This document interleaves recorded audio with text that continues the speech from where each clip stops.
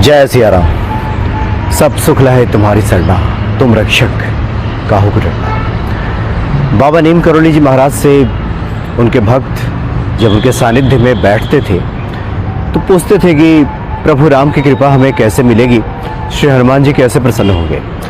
वैसे तो बाबा जी अपनी बातों के माध्यम से, अपने क्रियाकलापों के माध्यम से, अपनी लीलाओं के माध्यम से भक्तों को श्री हनुमान जी से जोड़ते रहते थे। फिर भी कुछ भक्त इस तरह के प्रश्न जब पूछते थे तो बाबा जी एक ही बात का उत्तर देते थे कि लोगों की सेवा से, जो लोग ज़रूरतमंद हैं उनकी सेवा से।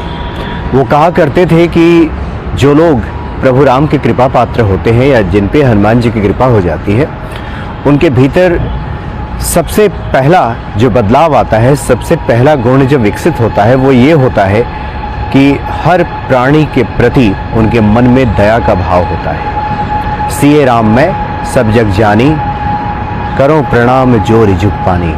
ये पूरा जो संसार है ये सिए राम में उस व्यक्ति के लिए हो जाता है। कण कण में ईश्वर का दर्शन होने लगता है, हर सूरत में प्रभु राम की मूर्ति ही दिखाई देने लगती है, यानी ईश्वर के सिवाय कुछ है ही नहीं, इस तरह उसको बोध होने लगता है, इस तरह उसको भान होने लगता है, इस तरह के उसके विचार हो जाते हैं। बाबा अपने क्रियाकलापों के माध्यम से भी भक्तों को ये बताया करते थे।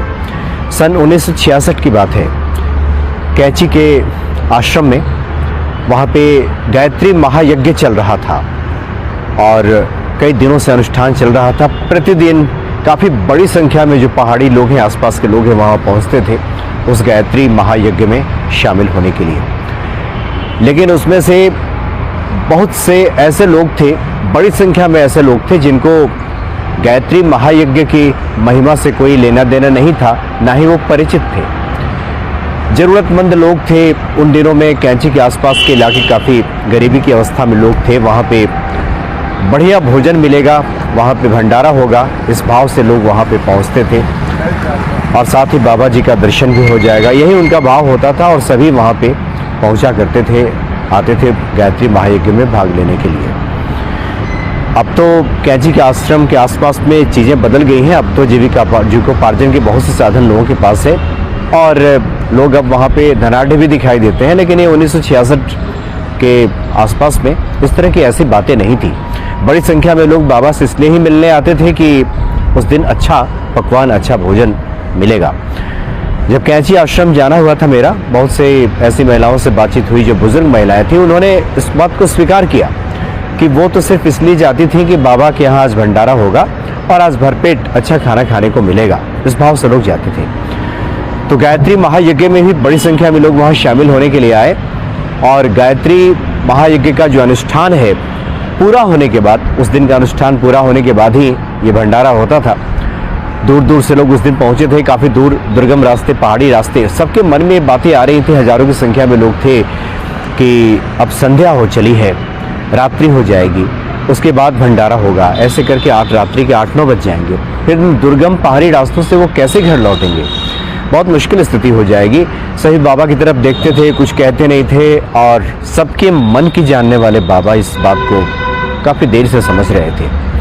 गायत्री महायज्ञ का अनुष्ठान पूरा होने के पहले ही, पूर्णाहुति होने के पहले ही उन्होंने सेवादारों से कहा कि जो लोग आए हैं इनको भोजन कराओ, भंडारा शुरू कर दो। तो जो वहाँ के पंडित पुजारी थे उन सब ने कहा कि महाराज जी अभी तो पूर्णाहुति होना बाकी है, अभी तो अनुष्ठान पूरा नहीं हुआ है, आरती होगी उसके बाद ये भंडारा हम लोग शुरू करेंगे तो अच्छा रहेगा।